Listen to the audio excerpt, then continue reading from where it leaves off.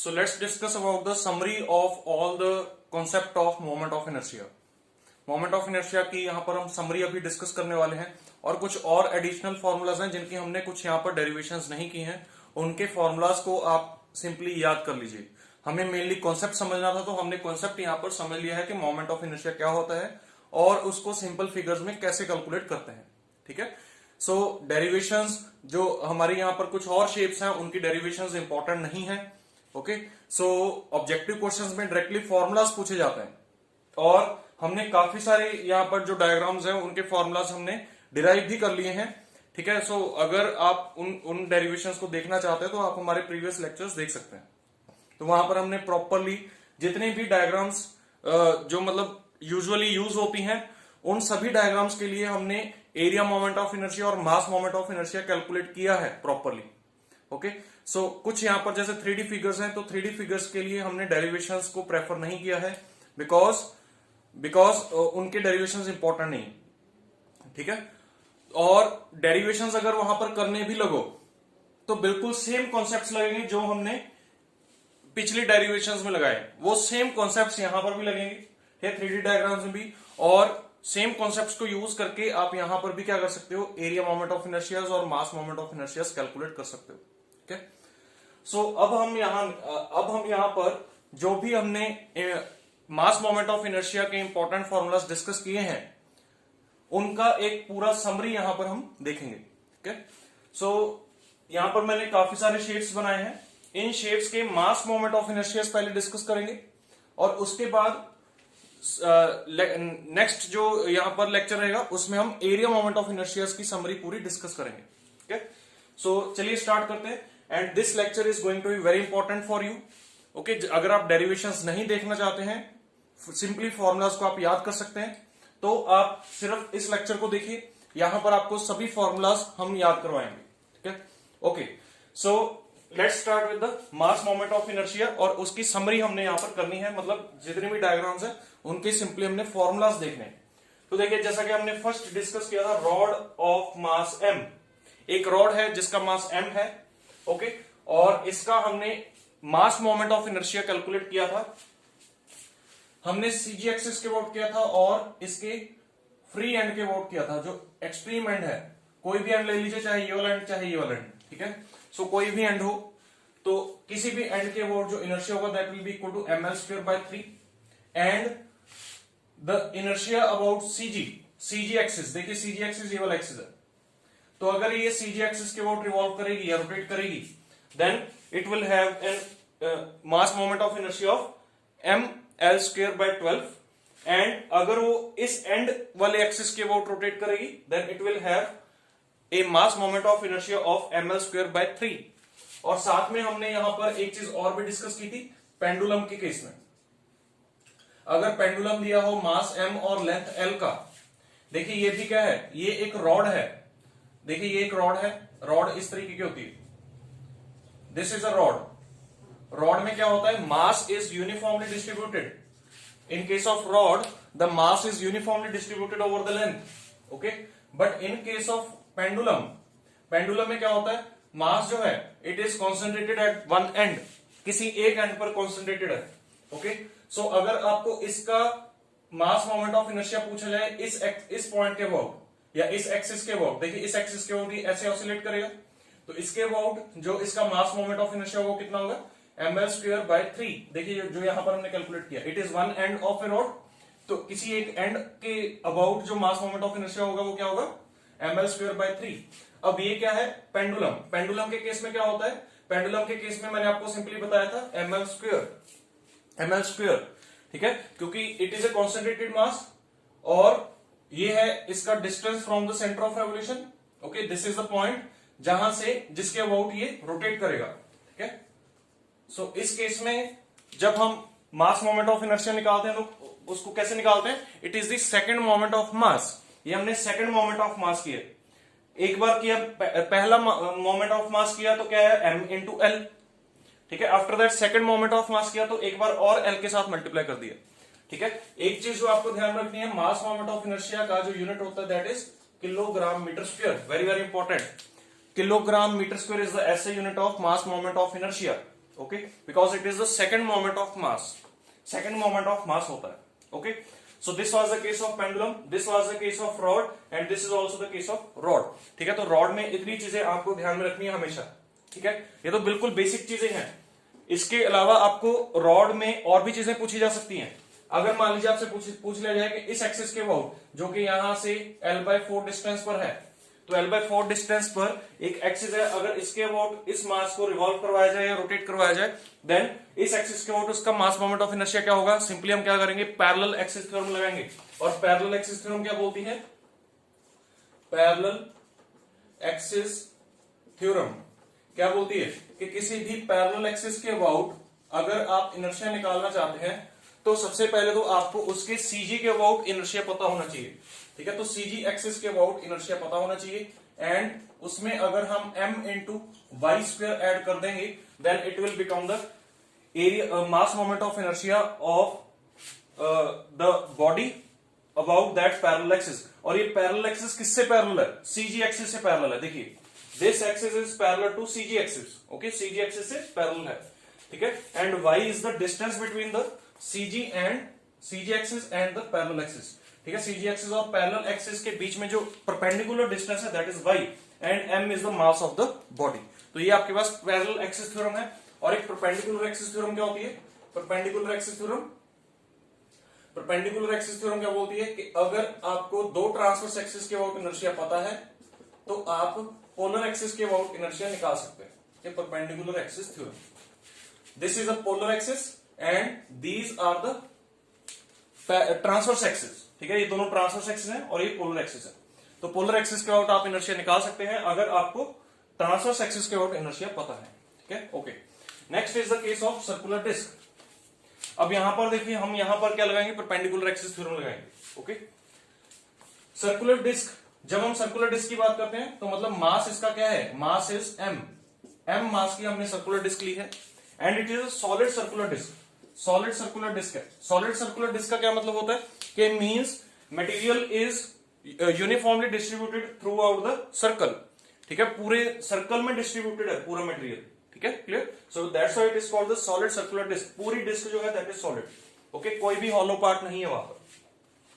सो solid circular disc के case में हम ट्रांसवर्स एक्सिस के अबाउट इनर्शिया निकालेंगे तो क्या आएगा?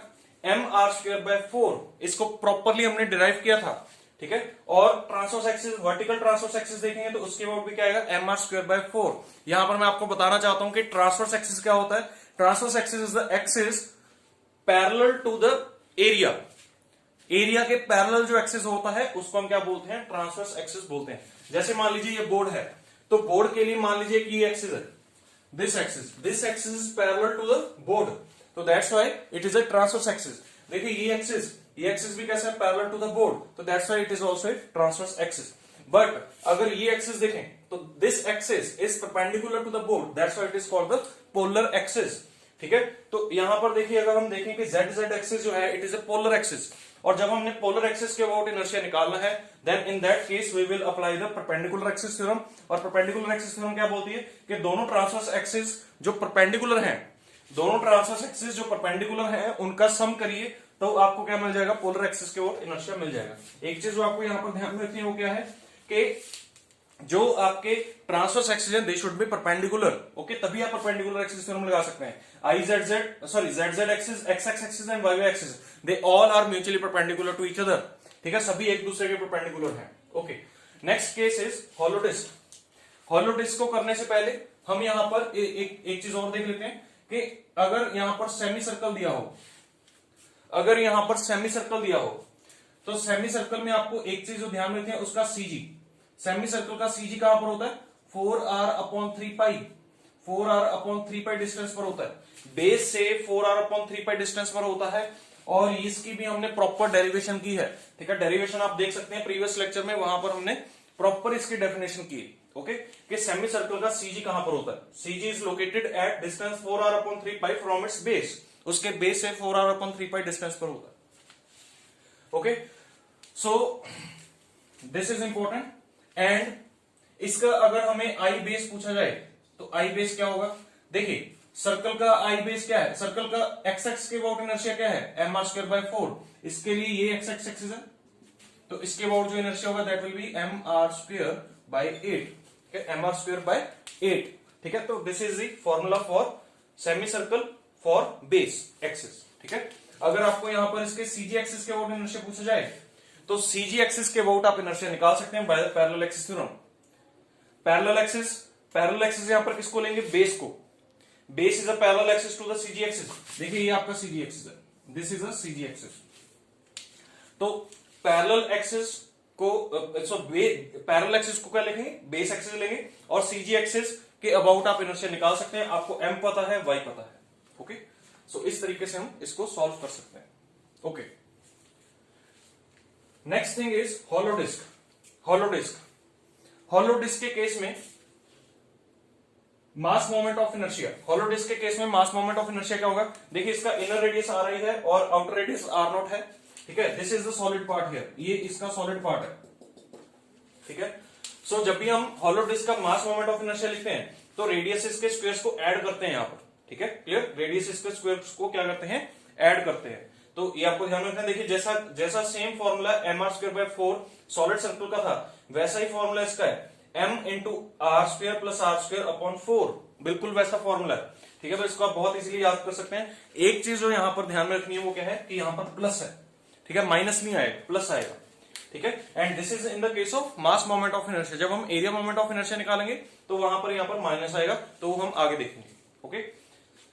नेक्स्ट इज पोलर के अबाउट इनर्शिया। पोलर के अबाउट जब हम इनर्शिया निकालते हैं तो क्या करते हैं, दोनों को ऐड करते हैं। तो दोनों को ऐड करेंगे तो वो डबल हो जाएगा, ठीक है। तो m/2 r0² + ri², ठीक है, जैसा कि यहां पर था m/2, तो यहां पर भी m/2 है, okay. Next is the case of circular ring. Circular ring का केस देखिए, सर्कुलर रिंग में क्या होता है, simply mr² is the polar, mr² is the polar, okay. mr² is the polar mass moment of inertia and mr²/2 is the transverse mass moment of inertia। Ring का हमने area moment of inertia derive किया था, तो उसकी help से, उसको use करके आप मास मोमेंट ऑफ इनर्शिया भी निकाल सकते हैं उसका, ठीक है। उसको सिंपली डेंसिटी के साथ मल्टीप्लाई कर दीजिए और थिकनेस के साथ मल्टीप्लाई कर दीजिए, तो आपके पास क्या आ जाएगा। देखिए इसका हमने एरिया मोमेंट ऑफ इनर्शिया निकाला था। एरिया मोमेंट ऑफ इनर्शिया क्या होता है इसका, area moment of inertia is 2πr³t, ये होता है, ठीक है, 2πr³t। This is the area moment of inertia, okay. So this is area moment of inertia, और किसके अबाउट, z एक्सिस के अबाउट, ओके। तो इसी को हम यूज करके इसका मास मोमेंट ऑफ इनर्शिया निकाल सकते हैं, mr²। इसको हमने डिराइव किया था, ठीक है, इसको, okay. So next is the case of parallelepiped. Parallelepiped क्या होता है, इट इज ए मतलब like a cuboid, but cuboid में जो क्या होता है, सारे एंगल्स 90 डिग्री होते हैं। बट पैरेललोपिपेड में क्या होता है, अगर आप पैरेललोग्राम को एक्सट्रूड कर दें बाहर की तरफ, पैरेललोग्राम से एक्सट्रूड कर दें, तो then it becomes a parallelepiped. तो अगर पैरेललोपिपेड में सारे एंगल्स 90 हो जाएं, then it will become a cuboid, okay. So it is a general case. तो ये जो चीजें हैं सारी, ये क्यूबॉइड पर भी अप्लाई होंगी, ठीक है, पैरेललोपिपेड पर भी अप्लाइड होंगी और क्यूबॉइड पर भी अप्लाई होंगी, ठीक है। देखिए अगर पैरेललोग्राम है, पैरेललोग्राम में एंगल्स ऑपोजिट इक्वल होते हैं, ऑपोजिट एंगल्स क्या होते हैं, इक्वल होते हैं, ठीक है। अगर इसको बाहर की तरफ खींच दो, अगर इसको बाहर की तरफ खींच दें, then it will become a parallelepiped. But अगर इसमें सारे एंगल्स 90 कर दें, then it will become a cuboid, okay. तब ये क्या बन जाएगा, क्यूबॉइड बन जाएगा। सो अगर मतलब ये जो ये फॉर्मूलाज हैं, अगर ये फॉर्मूलाज पैरेललोपिपेड पर अप्लाई हो सकते हैं, then these can also be applied on the cuboid, क्योंकि क्यूबॉइड भी एक तरह का पैरेललोपिपेड ही है, स्पेशल केस ऑफ ए पैरेललोपिपेड है, ओके। सो इट मींस आप क्यूबॉइड पर भी ये फॉर्मूलाज अप्लाई कर सकते हैं और पैरेललोपिपेड पर भी कर सकते हैं, ठीक है। सो चलिए देखते हैं एक बार फॉर्मूलाज क्या क्या है। देखिए these are very easy formulas. हमने रॉड का मास मोमेंट ऑफ इनर्शिया निकाला था ml²/12।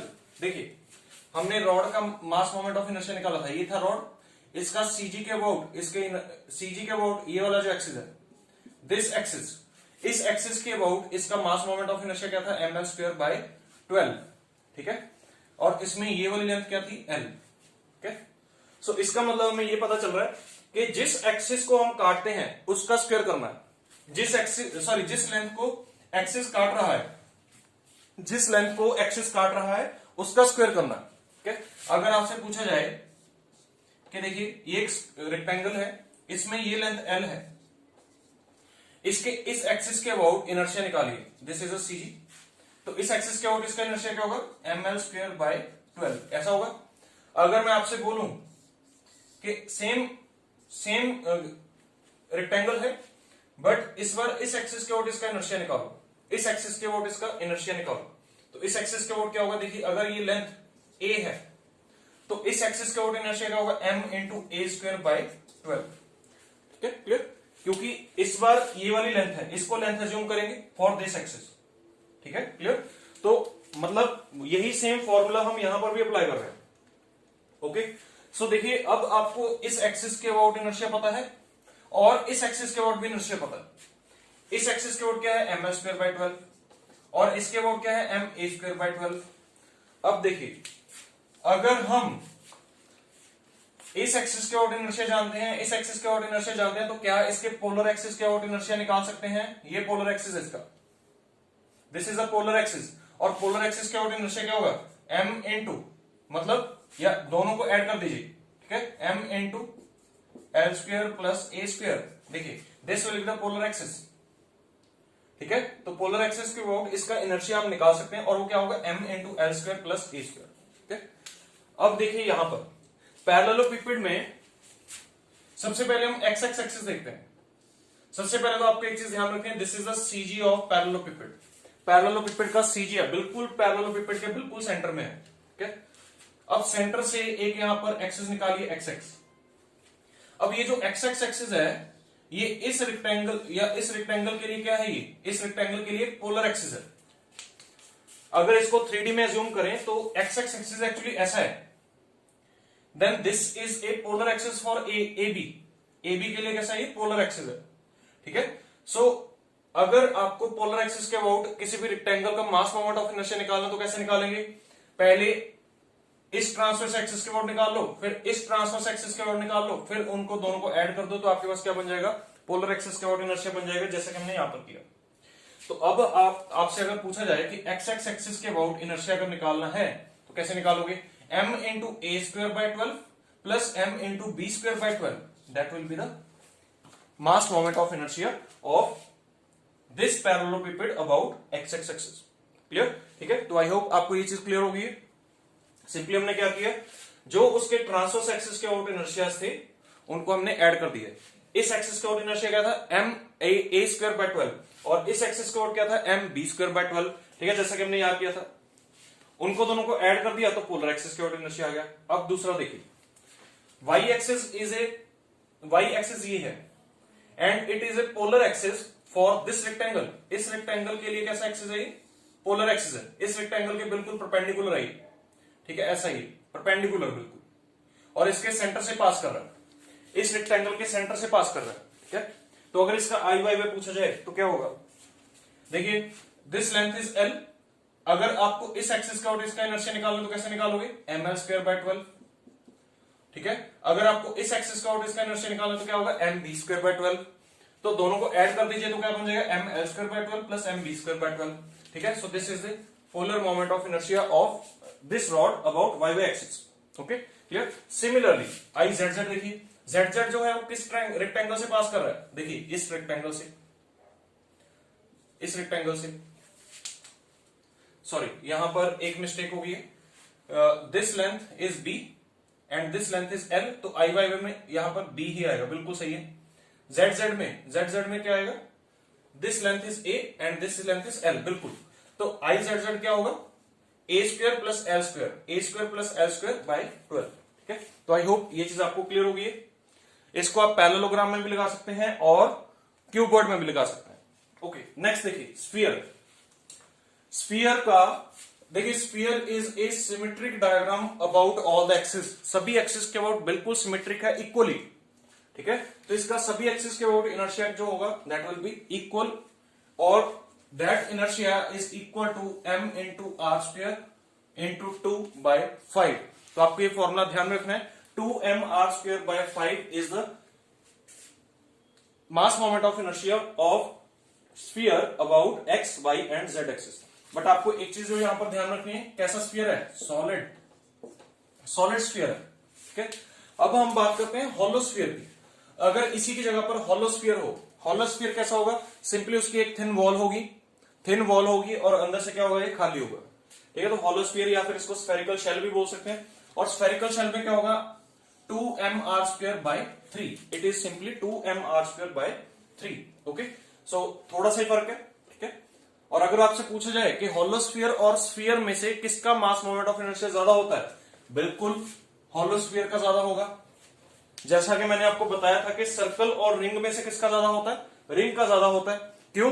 क्योंकि मास सारा सेंटर से दूर है, मास बिल्कुल सेम है। जितना मास रिंग का है उतना ही मास इसका है। इसका मास सारा सेंटर से दूर है। सिमिलरली यहां पर भी ऐसे ही सारे का सारा मास जो है that is far from the centre. इसमें क्या है? सारा मास यूनिफॉर्मली डिस्ट्रीब्यूटेड है थ्रू आउट द स्फीयर। और जितना मास सेंटर ऑफ रेवोल्यूशन से दूर होगा उतना उसका इनर्शिया ज्यादा होगा। कैसे बता सकते? देखिए, दिस इज dm और this is axis and this is r। इसका I क्या होगा या di क्या होगा? It will B r² into dm। और r की वैल्यू जितनी बड़ी होगी उतना इसका इनर्शिया देखिए ज्यादा हो जाएगा, ठीक है। तो वही सेम चीज यहां पर लगाइए। यहां पर सारे का सारा मास दूर है, सारे का सारा मास क्या है? दूर है। और यहां पर सारे का सारा मास यूनिफॉर्मली डिस्ट्रीब्यूटेड है। तो कुछ मास सेंटर के पास है, कुछ मास सेंटर से थोड़ा सा दूर है और कुछ मास सबसे दूर है। बट यहां पर क्या है? सारे का सारा मास ही सबसे दूर है, ठीक है। तो इसलिए होलोस्फीयर में क्या है? होलोस्फीयर में मास मोमेंट ऑफ इनर्शिया ज्यादा आएगा as compare to solid sphere, ठीक है। तो ये क्वेश्चन भी पूछ सकते हैं, ठीक है, किसका इनर्शिया ज्यादा होता है, होलो का या सॉलिड का। ओके, ये हमने सिर्फ मास मोमेंट ऑफ इनर्शिया की बात की है। एरिया मोमेंट ऑफ इनर्शिया में डिफरेंट केस होगा, ठीक है। But area moment of inertia हम स्फीयर्स का नहीं निकालेंगे, हमने सर्कल्स का निकाला है, रिंग का निकाला है, तो उन्हीं को यूज करना है हमने और वही पूछे जाते हैं। ओके, चलिए नेक्स्ट इज हेमिस्फीयर। अब देखते हैं हेमिस्फीयर का केस। हेमिस्फीयर में आपको एक चीज जो ध्यान रखनी है, देखिए सर्कल्स के बारे में पूछा जाता है उसका सीजी। किसी भी सर्कल का सीजी कहां पर होता है? वो तो बिल्कुल सेंटर में होता है। बट सेमी सर्कल का कहां पर होता है? सेमी सर्कल का बेस से 4r/3π पर होता है।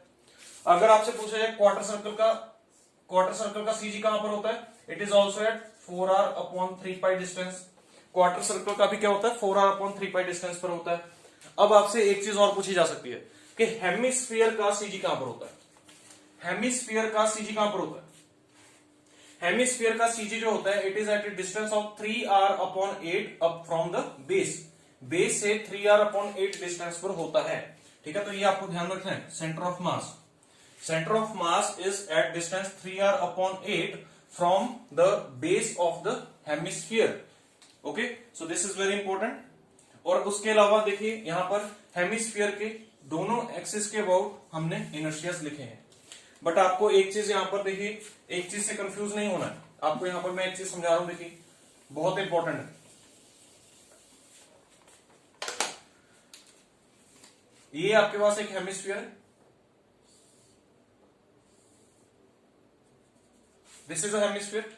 ओके, अब मिस्टेक क्या होगी? मिस्टेक ये होगी कि आप एक्सिस को ये वाले एक्सिस समझेंगे, this is x, this is y and this is z, ठीक है। बट ऐसा नहीं है, ये एक्सिस ये वाले नहीं है। ये जो इनर्शियाज हैं ये इन एक्सिस के अबाउट नहीं है, ठीक है।